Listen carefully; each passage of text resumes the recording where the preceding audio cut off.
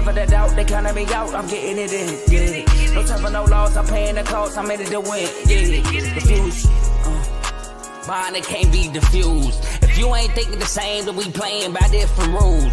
You can't see the vision, we living at different views. Until we complete the mission, keep getting up, never snooze. I walked the mile in my shoes, had the mind of a fool, chasing diamonds and jewels. Trust me, I was confused. Started minding my business and used my mind as a tool. Ended up finding my purpose and found the time to get to it. They told me I couldn't do it, they told me I couldn't make it. They sold it, could never break it. That's sadly mistaken. I need a piece of the pie, I want it so bad I can taste it. They told me like Toby, keep on running toes, they gon' take them. Used to lose, built to win, applied myself, I felt it in. No time for the doubt, they counting me out, I'm getting it in, yeah. No time for no loss, I pay for the cost, I'm winning to win, yeah. Refuse to lose, I'm built to win, applied myself. Welcome back to CTC. I'm your gracious host, Carl, and I'm back with another episode. And this is technically the first college basketball episode as we get ready for the remainder of the college basketball year. College football is over. Ohio State is your national champs. Let's get into some college basketball, one of my favorite times of the year. We're into conference play midway through. Got a lot more games left, and we got conference tournament and obviously March Madness, NIT, CBI, things like that. But before I get into these games today, I'd like to ask that you like, comment, share, subscribe. It helps the channel, helps the network. Host my channel, CTC, by way of the Refuse to Lose network. We got shows like the main show every Tuesday, Friday, 7 o'clock Eastern to 8:30ish, featuring Joe, Tomo, and Dave. Unfazed every 9 o'clock Eastern, 8 o'clock Central on Tuesdays, featuring Joe and AJ. BWT, Baseball with Teddy. All your baseball needs go through Teddy. FFC, Fantasy Football with Coach Coombs. Fantasy football is over. Look for him to be back for offseason and draft, like free agency, things like that. RBO, Real Ballers Only, NBA content featuring Vaughn. Dave's Doghouse, highlights and lowlights of sport. We have In the Red Corner, boxing episode every other Sunday, 7 o'clock Eastern time. And we have, I think that's all of them. Boom, boom, boom, boom. And that's it. That's all the shows that we have to offer on the network. So please like, comment, share, subscribe to those channels as well. And if you like what you're listening to, stick with us. Now, I got 7 games I'm going over today. Would have been 8, but please check out my Dog of the Week. Posted on YouTube Short on the same channel for the 8th game. Go over that a little bit, teeny bit. You know, it's YouTube Short, so I ain't got that much time. But I do go over it, however. 7, we're going to start with the first game. My MSU Spartans going into Madison Square Garden to take on the Rutgers Scarlet Knights today, 1:30 on CBS. Michigan State comes into this game as 5.5-point road favorites, actually neutral site, but Madison Square Garden is way closer to New Jersey than it is to East Lansing, but still road favorites. This year we're led by Jaden Akins, 13.9 points per game. And then he has help with Jace Richardson coming off the bench, averaging 9.2 points per game. And Jeremy Fears averaging 7.9 points per game and 6.4 assists per game. X Factors, Trey Holloman moving into the starting lineup has worked wonders for us. And Cohen Carr is another X Factor for the Michigan State Spartans. For Rutgers, they're led by Ace Bailey, a top 5 draft pick so far. Averaging 19.9 points per game, 7.9 rebounds per game, and 1.4 blocks per game. And Dylan Harper, to me, the number 1 pick in the draft, 19.3 points per game, 5.1 rebounds per game, and 4.3 assists per game for the Scarlet Knights. Now, the X factor for me is Dylan Grant, the freshman. He's going to have to put points on the board for the Scarlet Knights, and he's going to have to play defense at that guard position for the Rutgers Scarlet Knights. But that's my X factor for Rutgers. Now, my winner in this game, I have Michigan State winning this game. Why? Because we're so deep. I think the fact that we can throw 3-4 big men at Ace Bailey, and Ace Bailey isn't the strongest either, nor does he have, in my opinion, from what I've seen. I haven't really seen a post-up game from Bailey. I know he can face up. I know he has a perimeter game. The post, I really haven't seen as much. So I think we got guys that can push him out of the paint, and we can rebound at an extremely high rate against these guys, limiting possessions. We're a really good defensive team, and we got a bunch of guards now. Trust me. It's not easy to try to contain Dylan Harper. He plays at his own pace. Can't speed him up. He's going to get to his spots. But I think we got guys that can somewhat interrupt what Dylan Harper wants to do. We just got to guard the three-point line, guard the kick out, and control the glass. We got to play at our pace. We got to get out in transition. We want to run, put up points fast. And we got to knock down some shots. We got to knock down some threes. We are really bad at hitting the three. But I think that with the depth that we have, the bodies we can throw at these two young phenoms, that'll bode well in our favor. And Rutgers is going to want to make this a low-scoring game. I don't really see where Rutgers can get a volume of their points besides Ace and Dylan. So if we can put up a lot of points and make them have to keep up with us, I think that bodes well for us. So I am going to take MSU to win this game, neutral site game at Madison Square Garden. But I think it'll be a good one. I think it'll be a good one against Rutgers.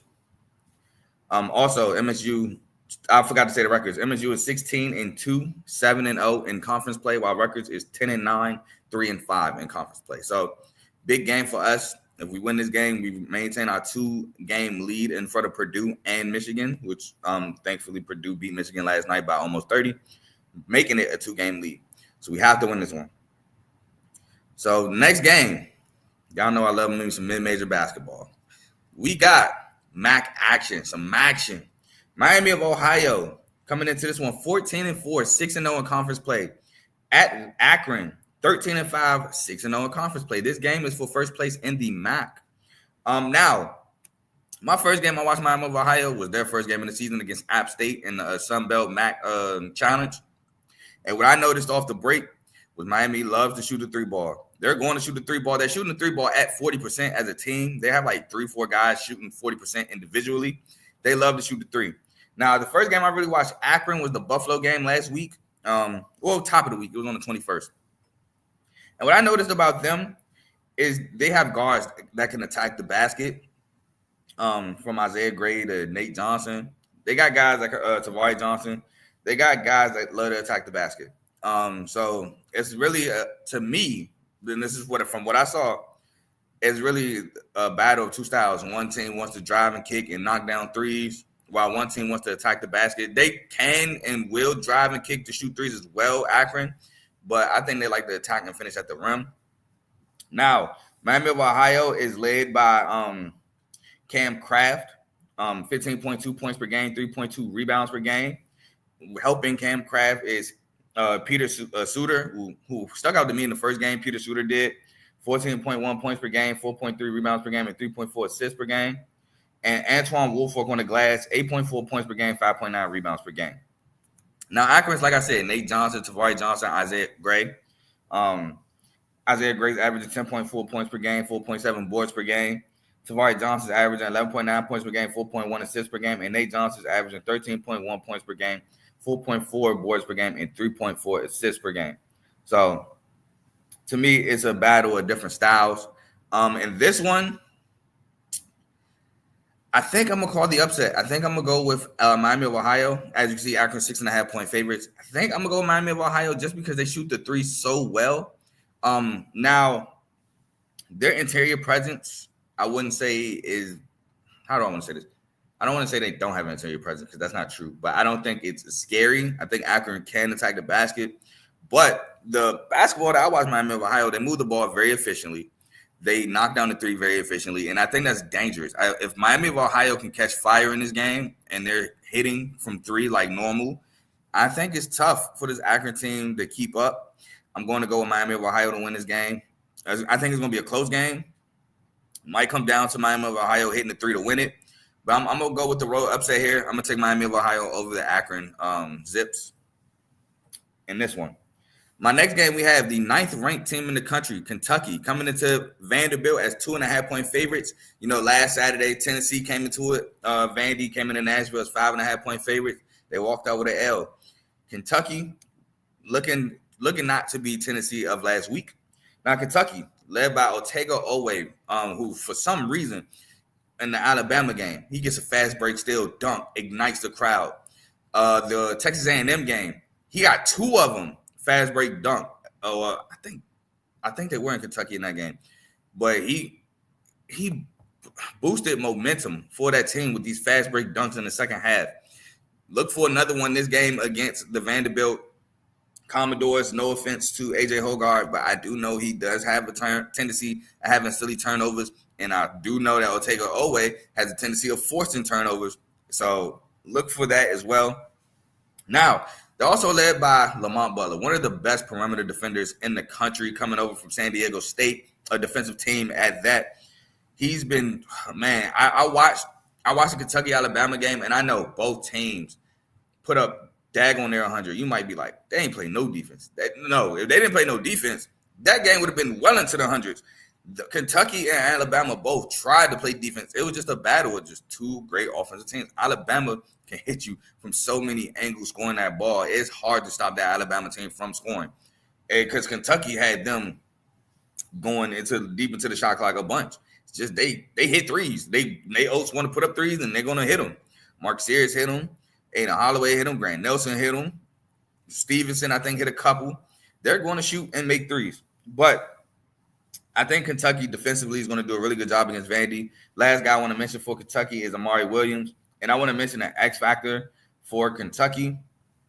And to me, it's Brandon Garrison coming off the bench as a big man. He's an X factor in my opinion. And Kobe Brea, if he gets going from three, which he kind of really hasn't, but if Kobe Brea gets going from three, it's going to bode bad for Vanderbilt, the sniper from Dayton. Now, Vandy's led by Justin Edwards, my guy from North Texas last year. What a bucket, averaging 17.3 points per game. AJ Hogarth, my guy from MSU, averaging 11.1 points per game and 4.4 assists. And Devin McLaughlin, averaging 10.7 boards and 10.7 points, 8.2 boards per game. He's doing well on the glass for the Vanderbilt Commodores. He also, I believe, got a rebound and won the game for them against South Carolina. Heartbreaking fashion. I thought South Carolina was going to get their first SEC win in that game. I thought they might have got it against Auburn. But this ain't about my South Carolina boys. It's about Vanderbilt. He's been making some plays for Vandy late game. An X factor for Vandy for me is Tyler Nickel, another guy who can score well, shoot it well from three, transfer from Virginia Tech. He's an X factor in my opinion. If they can run some plays to get him open, he can knock down some shots. That'll help Vanderbilt try to keep up with this Kentucky offense and try to create some more offense against a really good Kentucky defense. But I'm rolling with Kentucky. Why? Mark Pope. Mark Pope is a great head coach. He's on the sideline coaching these boys. He actually got me liking Kentucky. Never thought I'd say that. But I love the job that Mark Pope does with his guys. I love the intensity that Lamont Butler and Otega Owe bring on the defensive end. And I love the movement, the motor, and that Amari Williams and even Brandon Garrison off the bench brings. And we can't forget about the stretch for Andrew Carr as well. And I haven't even mentioned Jackson Robinson. Jackson Robinson, man, he puts up points too. The transfer from BYU came over with Mark Pope. Jackson Robinson is another problem. So they have guys that can attack you in different angles, different ways, and they all play defense. And I think it's going to test this Vanderbilt offense. So I'm rolling with Kentucky to win this game. And I forgot to say the records, my bad. Kentucky is 14-4, 3-2 in conference play. Vandy is 15-4, 3-3 in conference play. But we're going to move on to my next game. Duke coming into Winston-Salem. I believe that's what Wake Forest is. I know it's in North Carolina. I think it's in Winston-Salem. Going into Wake Forest, 10.5-point favorites. Game is 4:30 on ESPN. Now Duke, they're number 2 in the country. They're 16-2, 8-0 in conference play. They're another team that has not lost since Thanksgiving. Duke has looked very good on both sides of the floor. Now, I forgot to look this up before the show, but Malik Brown, I think. Malik Carr is the tight end that used to play for the Spartans who went to Houston, so my bad. Malik Brown, is he playing today? Nope, he's not playing today. And I thought Malik Brown, when he got more burn, really enhanced the Duke defense from when I was watching earlier in the year, but he's not playing today. But they've been doing fine without him as well, too. I have to say that. But they're led by Tyrese Proctor, 11 points per game. Colin Kneppel, 12.7 points per game, and obviously Cooper Flagg, averaging 19.2 points per game, 8.1 boards per game, 4.1 assists per game, 1.6 steals, and 1.2 blocks per game. So he's been doing a lot of the heavy lifting for the Blue Devils. Now, Wake Forest is led by Hunter Silas, 19.2 points per game. and 4.5 boards per game. Cam Hildreth, 14.2 points per game, 4.2 boards per game, and 3.2 assists per game. And Trayvon Spillers, 10.4 points per game, 8.4 boards per game. Now, my winner in the, my bad, Wake Forest is 15-4, 7-1 in air conference play. Wake Forest has a chance to upset Duke and be leading the ACC. Wake Forest at the beginning of this year, I told Joe this is the team that can finally make the tournament. I thought they could make it last year. Had a little slump at the end of the year that cost them a tournament bid. But as you can see, 15-4, 7-1, they're looking really good to make the NCAA tournament. And I want that for Wake Forest. Wake Forest is low-key like a team that I want to be good. I remember growing up, when Jeff Teague played, like 07, 08. I might have been in middle school, like leaving middle school, or maybe a freshman in high school. I remember watching Jeff Teague, Al Farouk Aminu, James Johnson, and Ish Smith. I remember watching them guys. I used to like watching them play. I was upset when they lost in the first round of the tournament to Cleveland State. So I like kind of root from them. Even going back to a couple years ago with Brandon Childress, Randolph Childress' son. Like, I used to like watching him play. I watched the game with him and dude that transferred to Kentucky. I can't remember his name right now. When they upset Duke, I watched that game. It was a good game to watch. But yeah, I just wanted to say my little piece on that. Now, my X factor for Duke, I think I'm gonna roll. It's kind of hard, but I think I want to roll with Caleb Foster as my X factor for Duke. Sophomore, he gets a lot of burn. I mean, not a lot of burn. He can score the ball. He can score the ball, in my opinion. I think he's an X factor in this game. I like him. I like Sion James. I even like Isaiah Evans. I think Isaiah Evans is the freshman. I like him. He brings a lot of fire off the bench. I like them. But I think I'm going to roll with Isaiah Evans. You know what? I didn't talk myself into rolling with Isaiah Evans. I think he's the X factor for the Duke Blue Devils. While an X factor for me, for Wake Forest, he has to stay out of foul trouble, Efton Reed. If Efton Reed can stay out of foul trouble and stay on the floor, he boasts a big presence down low for the Wake Forest Blue Devils. And I think that his activity around the rim, his ability to score the ball is going to be huge, and his presence. But he has to stay out of foul trouble. But my winner in this one, I'm rolling with Duke. Duke just been looking really good through ACC play. They have been rolling through, folks. Let me pull up they scores right here if I can. I know they rode through Miami, but Miami's no good. They rode through Boston College. Now, the Notre Dame game became close at the end. They dominated that game throughout, though. They got they rode through Pitt. They rode through SMU. They rode through Virginia Tech. They rode through Georgia Tech. The closest game of late wasn't even the Louisville game. They actually won that by 11. Was the Notre Dame game. Won that by 8. The second closest game, like I said, the Louisville game. And I love the fact that they beat Auburn. Auburn is a really good team. Auburn is a scary team. Won that by 6. But during this, well, I guess that's the closest one during the win streak. But in ACC play, the closest game was the Notre Dame game. Ever since they lost to Kansas, they just been on the road. And I think they can sweep through. Now, it's highly unlikely, but I think they can sweep through the ACC play. But, yeah, I think Duke takes this one on the road at Wake Forest. I just like how they've been playing so far. Next, as I turn the page, we have Ole Miss at Mizzou. Mizzou, a surprising team. Mizzou is normally a team, in my opinion, that starts off hot and just hits conference play and just, boom, plummet. They plummet. But this year, no. Mizzou is 15-4, 4-2 in conference play. Ole Miss 15-4, 4-2 in conference play. So this is a big game in terms of the SEC because, you know, the SEC is so deep. This is probably one of the best conferences in a long time. The SEC just top to bottom. I think they have 5 teams in the top 10. They have Kentucky. They have Auburn. They have Bama. They have Tennessee. And they have Kentucky, Auburn, Tennessee, Bama. I'm missing one. I can't remember. I'm missing. I'm mad. But they had 5 teams in the SEC. I'm missing one. Let me look at it real quick. I'm so mad I'm missing it. Florida. Florida's 5. Reed should have lost South Carolina, but that's another heartbreaking game. Florida. 5 teams in the top 5. Shoot, they have what, 3 in the top? 5 teams in the top 10. They have 3 in the top 5. They got Auburn, Bama, and Florida in the top 5. So 3 in the top 5, 5 in the top 10. Crazy conference. Ole Miss is led by Sean Padula, the Virginia Tech transfer, averaging 14.3 points per game, 3.4 boards, and 3.5 assists with 2.4 steals.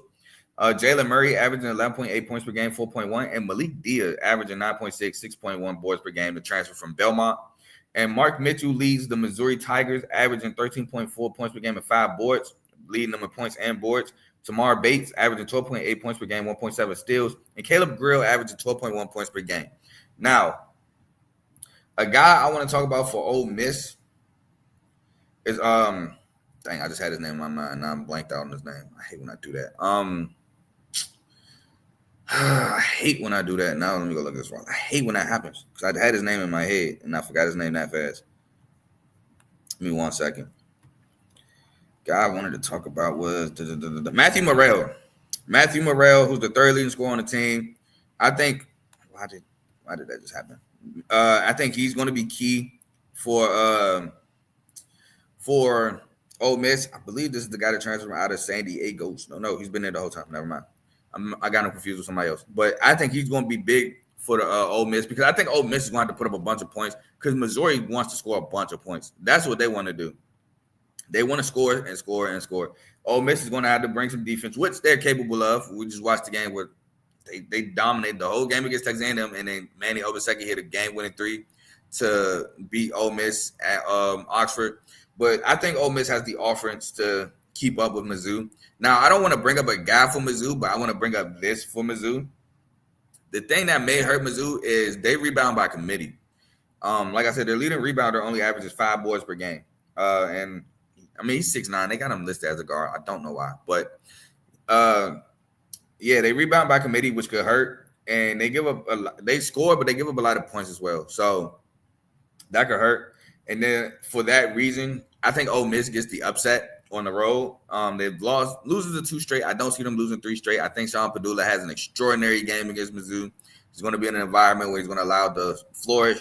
I think Mizzou puts up a lot of points, but I think Ole Miss puts up a lot of points as well, and they get a key couple defensive stops late in the ball game to win the game against the Missouri Tigers. So I'm rolling with the road upset of Mizzou. Ole Miss beating Mizzou. This was my second candidate for Dog of the Week. So hopefully this happens. As like I said, my first one's already up on YouTube. Go check that out. But I never had it on the ticker. Boom. Mizzou is 3.5 point favorites as of the time I made the banners and everything. But boom. Next, and this is a second to last game, I have Houston coming into this one at 15-3, 7-0 in conference play, going to Allen Fieldhouse and 7th in the country, going on to take the 12th ranked Kansas Jayhawks, 14-4, 5-2 in conference play.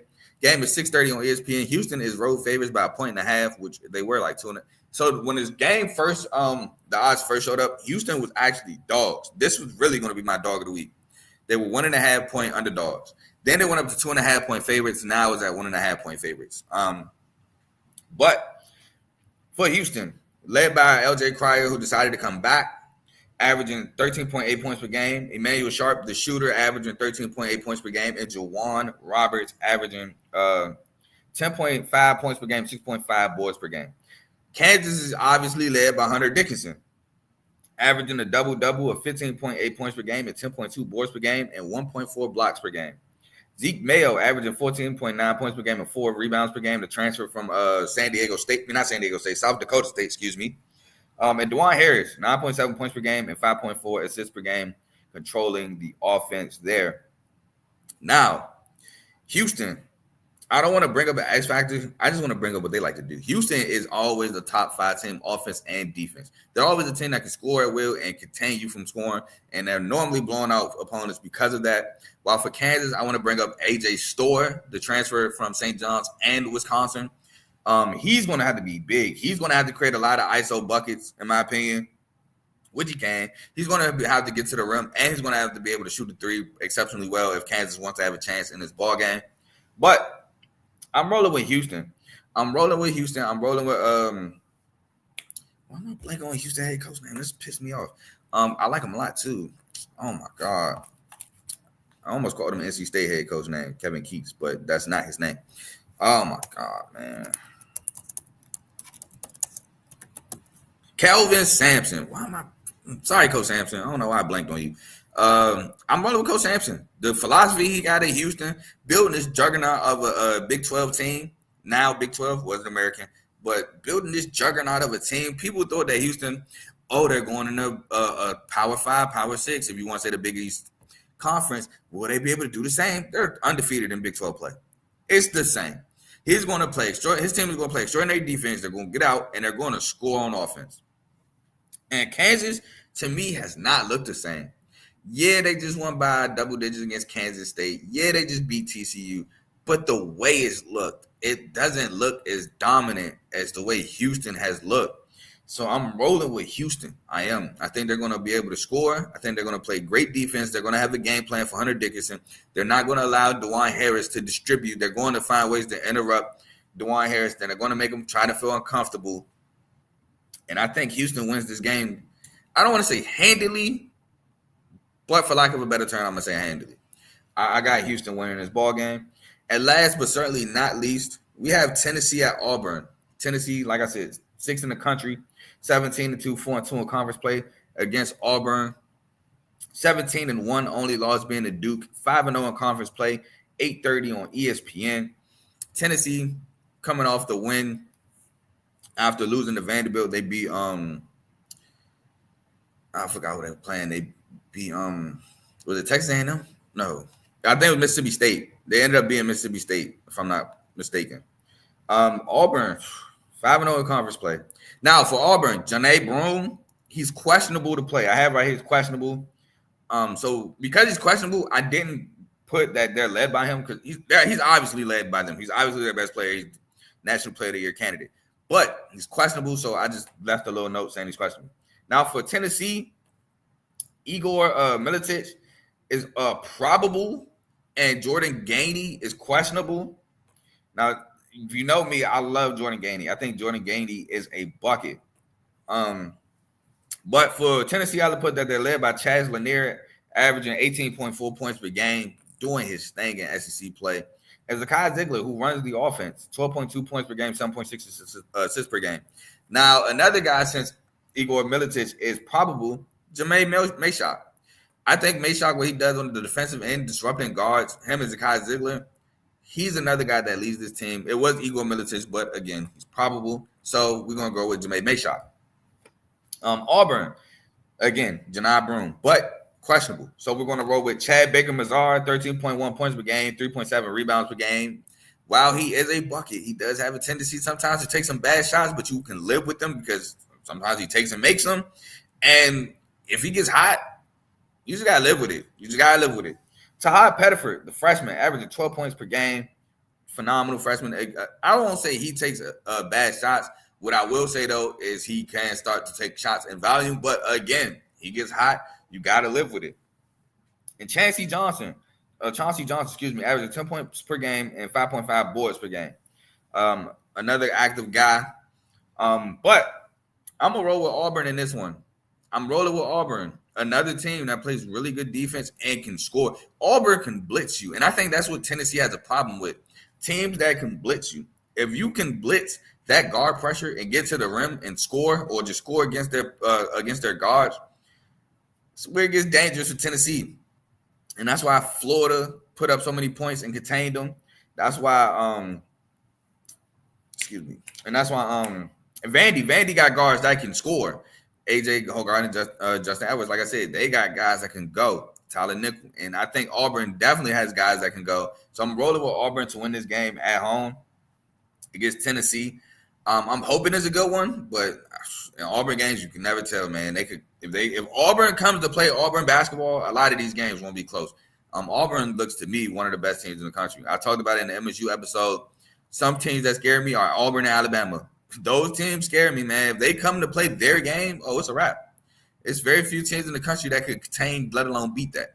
So I'm going to roll with Auburn to beat Tennessee at home.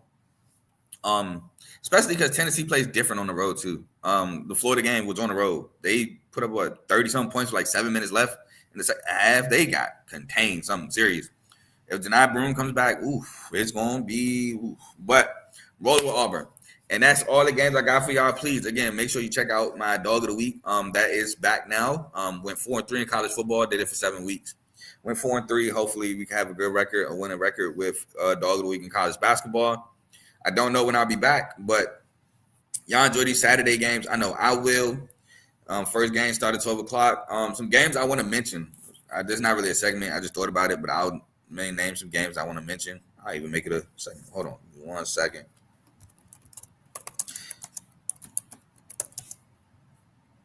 Boom. Now we got it as a segment. I'm gonna pick a winner. I'm gonna mention the game, pick a winner. Not really gonna explain too much, but it's just like a little segment that, get you some games to watch. Saturday, NFC, AFC championship games are tomorrow. My Ravens not a part of it, but kill you some time. First game I want to mention is Georgetown at Providence. Georgetown 13-6, Providence 9-10. Georgetown 4-4 in Big East, Providence 3-5 in Big East. Game 12:30 on Fox. I'm rolling with Georgetown. Malik Mack and the guys. I'm rolling with Georgetown. I like the team that the coach from Providence, Coach Ed Cooley, has put together. He turned them boys around. I like it. I got to get to a game. I do have to get to a game. But I'm rolling with Georgetown over Providence. Another game that I like, as I scroll through, I like Middle Tennessee State at Louisiana Tech. I think both of these are really good Conference USA basketball clubs. I'm trying to scroll to it real quick. I remember they played, but I don't know the time and channel. I'm assuming it's on ESPN Plus. We can assume that. Where's this game at? I thought it was around like 3:30ish, but I still don't see it. Here we go, 6:30 on ESPNU. So you can watch it on television. 6:30 on ESPNU. Louisiana Tech is currently 3-4 in Conference USA play, while Middle Tennessee State is 5-1 in Conference USA play. But don't let the 3-4 confuse you, as Louisiana Tech just took down Western Kentucky, and they took down Liberty. Liberty is a really good Conference USA basketball team as well. I believe a lot of people pick Liberty to win Conference USA in basketball. But I'm rolling with Middle Tennessee State, man. Middle Tennessee State, they showed me a couple games I watched. They got the ability to shoot the three. I think they do have some guys that bounce back from major to play mid majors. So I'm rolling with Middle Tennessee State doing this game as a dog. But I think that's a game to watch. Another game that I think you should watch. We're going to go to the Big West. Those games are normally late. I think you should watch Cal State. I think Cal State, not Fullerton. Cal State or the UC San Diego plays them. I want to say UC San Diego. UC San Diego is a team you should watch in general. Why can't I see it? I must have passed it. Here we go. UC San Diego right here versus Cal State Northridge. This is a game. Cal State Northridge 5-3 in Big West. UC San Diego 6-2 in Big West. I'm rolling with UC San Diego. They've been playing really well. They're second in the Big West behind UC Irvine, who they play Hawaii. But both teams have been playing really well. I like UC San Diego to win that game, though. But I think that's a game you should watch off the late night, 10 o'clock on ESPN Plus, if you do have ESPN Plus like I do. Do I have one more game that I want to – Jack State versus New Mexico State. Both teams, in my opinion, surprisingly good in Conference USA. Both teams 4-2. I think I'm going to roll with Jack State. If you remember 2-3 years ago, maybe longer than that. No, it wasn't 2-3 years ago. It was the year that UConn lost in the first round because I picked New Mexico State to upset them in the first round. I was a huge Teddy Buckets fan. New Mexico State has not been to that caliber since, but they're currently, like I said, 4-2 in conference play, 11-8 in overall. Jack State winners of their last three, 12-7, 4-2 in conference play. I'm going to roll with Jack State to win this game on the road. Jack State in the last three has beaten Sam Houston State, led by Leonard Wilkinson. I think that's a good ball club. Louisiana Tech and UTEP. So their only loss, they won 4 their last 5. Their only loss was to Middle Tennessee State. New Mexico State is on a 2-game skid. Before that, they did win 3, beating FIU, UTEP, and Louisiana Tech. But I don't know, man. Jack State, they're looking hot right now, so I'm going to roll with that. And do I have one more game that I want to mention? Oh, do I want to? Nah, we're going to skip that. I was going to mention Oklahoma, Arkansas, but nah, we're not going to do that. I'll mention this one, St. Mary's, Washington State. Now, Washington State, they're playing a WCC, Western Coastal Conference, or West Coast Conference schedule because there's no Pac-12. St. Mary's is undefeated in the West Coast Conference, 7-0. Washington State 5-3. Washington State, they just lost to Santa Clara badly, but I think that's a game you should watch. St. Mary's running through the West Coast. They're a really good team. They're 17-3, running through the West Coast. They've yet to play Gonzaga, which those games are normally good. So I almost said BYU, but BYU is not Big 12. Ooh, boy, do I miss those days when BYU played Gonzaga and stuff like that. But I'm rolling with St. Mary's, man. It might be a little fun game to watch, but I'm rolling with St. Mary's to win that game. They've just been looking real good. I can't remember the last time St. Mary's lost. I want to say the last time I remember them losing was to Arizona State. Their last loss actually was Utah State, which is another good Mountain West team. Funny enough, they lost to Boise State as well. So when was the Arizona State loss? Oh, that was November 29th. But since then, they lost to two Mountain West teams, Boise State and Utah State. And I want to say those two are the cream of their crop in their conferences. I want to say Utah State is first in Mountain West. They're tied first. Well, half a game back. One loss. New Mexico's 8-1. They're 7-1. And Boise State's 5-4 in their conference. So two really good Mountain West teams. Oh, I got to mention this one. My bad. I forgot about one more. I do one more that we're missing. New Mexico taking on UNLV. That one is a game to watch. I believe that game's at 3 o'clock. Now I'm a roll with New Mexico. Donovan Dent. If you haven't watched Donovan Dent, please treat yourself to watching Donovan Dent. One of the best point guards in the country. That New Mexico defense, they turn that intensity up. It's a problem. Then you have Mustafa Amzil shooting the 3-ball on the outside. But I want to see that Donovan Dent, D-Dan Thomas matchup. UNLV is led by D-Dan Thomas and Jalen Hill.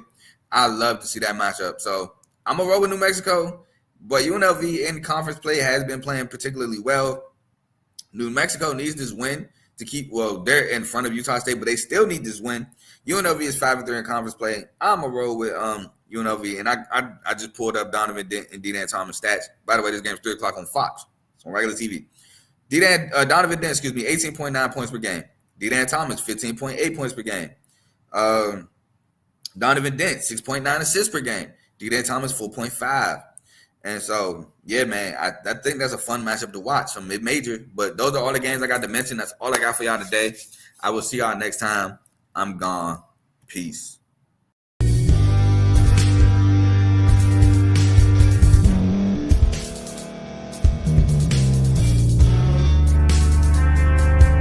Thank you for staying to the end. If you're watching this on YouTube, please like this video, subscribe, and also hit that notification button so you can be notified next time we put out a video. If you're listening on any podcast platform, subscribe and hit that notification button, y'all, so you can be notified we put out another podcast audio.